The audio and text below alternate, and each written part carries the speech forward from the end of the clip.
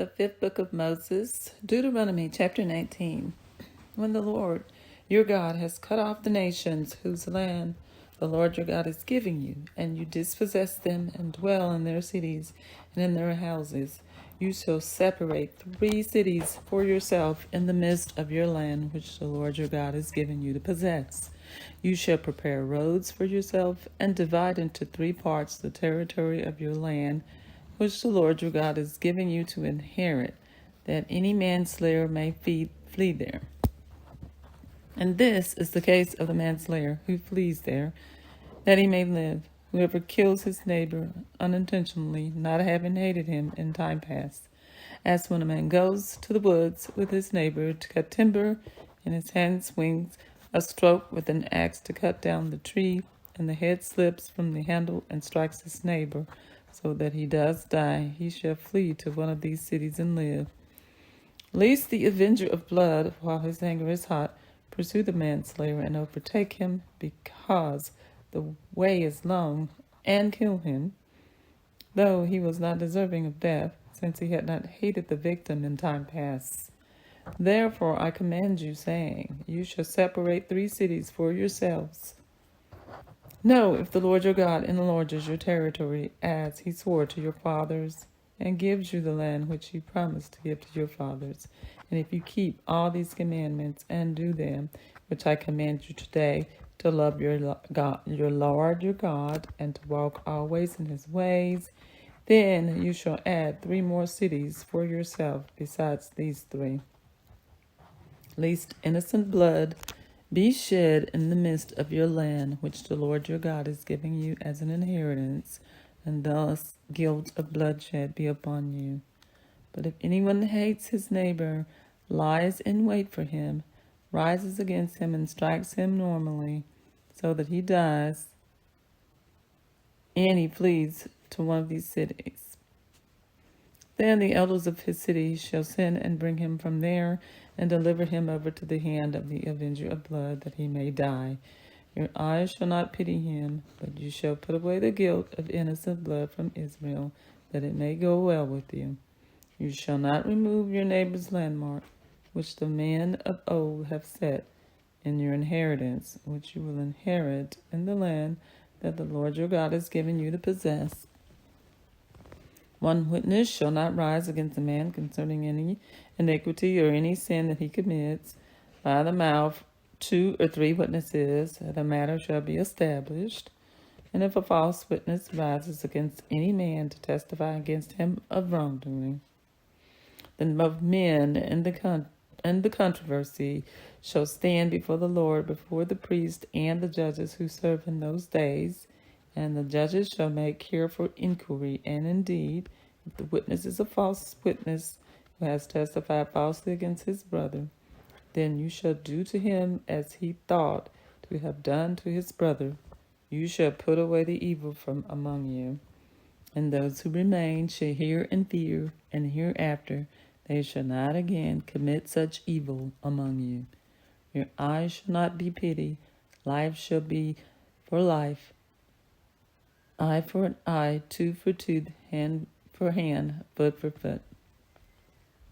Chapter 20. When you go out to battle against your enemies and see horses and chariots and people more numerous than you, do not be afraid of them, for the Lord your God is with you, who brought you out from the land of Egypt. So it shall be, when you are on the verge of battle, that the priest shall approach and speak to the people, and he shall say to them, Hear, O Israel, today you are on the verge of battle with your enemies. Do not let your heart faint, and do not be afraid, and do not tremble, or be terrified because of them. For the Lord your God is he who goes with you to fight for you against your enemies, to save you. Then the officer shall speak to the people, saying, What man is there who has built a new house and has not dedicated it? Let him go and return to his house, lest he shall die in battle, and another man dedicate it. Also, what man is there who has planted a vineyard and has not eaten of it? Let him go and return to his house, lest he shall die in the battle, and another man eat of it. And what man is there who is betrothed to a woman and has not married her? Let him go and return to his house, lest he die in the battle and another man marry her. The officer should speak further to the people and say, what man is there who is fearful and faint-hearted? Let him go and return to his house, lest the heart of his brother faint like his heart. And so it shall be, when the officers have finished speaking to the people, that they shall make captains of the armies to lead the people. And when you go near a city to fight against it, then proclaim and offer peace to it. And it shall be that if they accept your offer of peace and open to you, then all the people who found in it shall be placed under tribute to you and serve you. Now, if the city will not make peace with you, but makes war against you, then you shall besiege it. And when the Lord your God delivers it into your hands, you shall strike every male in it with its sword by the edge of the sword. But the women, the little ones, the livestock, and all that is in the city, all its spoils, you shall plunder for yourself, and you shall eat the enemy's plunder, which the Lord your God gives you. Thus you shall do all the cities which are very far from you, which are not of the cities of these nations, but of the cities of the peoples, which the Lord your God gives you as an inheritance. You shall let nothing that breathes remain alive, but you shall utterly destroy them, the Hittite and the Amorite and the Canaanite and the Perizzite and the Hivite and the Jebusite, just as the Lord your God has commanded you. Lest they teach you to do according to all of their abominations, which they have done for their gods, and you sin against the Lord your God. When you besiege a city for a long time, while making your war against it, take it. You should not destroy its trees by wielding an axe against them. If you can eat of them, do not cut them down to use in the siege, for the tree of the field is man's food. Only the trees which you know are not trees for food, you may destroy and cut down to build siege works against the city that makes war with you, until it's subdued. Chapter 21. If anyone is found slain lying in the field in the land which the Lord your God has given you to possess, and it is not known who killed him, then your elders and your judges shall go out and measure the distance from the slain man to the surrounding cities. And it shall be that the elders of the city nearest to the slain man will take a heifer which has not been worked and which has not pulled a yoke. The elders of that city shall bring the heifer down to a valley and flowing water, which is neither plowed nor sown, and they shall break the heifer's neck there in the valley. And then the priests, the sons of the Levites, shall come near, for the Lord your God has chosen them to minister to him and to bless the name of the Lord. By their word every controversy and every assault shall be settled. And all the elders of that city nearest to the slain man shall wash their hands over the heifer whose neck was broken in the valley. Then they shall answer and say, our hands have not shed this blood, nor have our eyes seen it. Provide atonement, O Lord, for your people Israel, whom you have redeemed, and do not lay in innocent blood to the charge of your people Israel. An atonement shall be provided on their behalf for the blood. So you shall put away the guilt of innocent blood from among you when you do what is right in the sight of the Lord, and when you go out to war against your enemies, and the Lord your God delivers them into your hand, and you take them to captive, and you see among the captives a beautiful woman, and desire her, and would take her for your wife, then you shall bring her home to your house, and she shall shave her head and trim her nails. She shall put off the clothes of her captivity, remain in your house, and mourn her father and her mother a full month. And after that you may go in to her and be her husband, and she shall be your wife.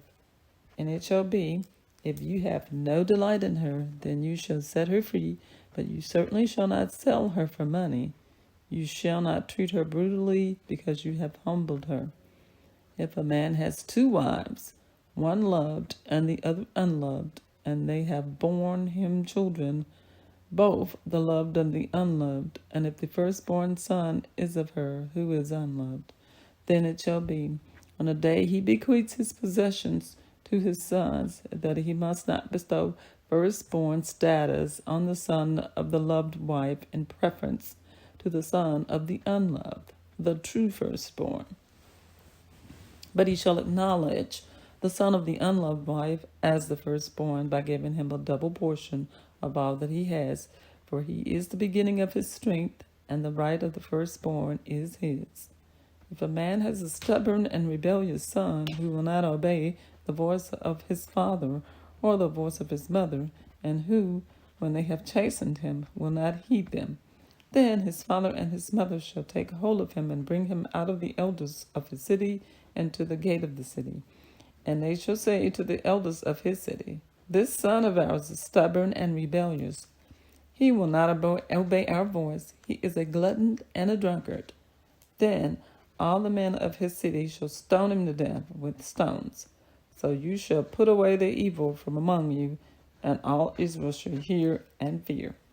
If a man has committed a sin deserving of death, and he is put to death, and you shall hang him on a tree, his body shall not remain overnight on the tree, but you shall surely bury him that day, so that you do not defile the land which the Lord your God is giving you as an inheritance. For he who is hanged is accursed of God. I have read for you from the 5th book of Moses, Deuteronomy, chapters 19 through 21.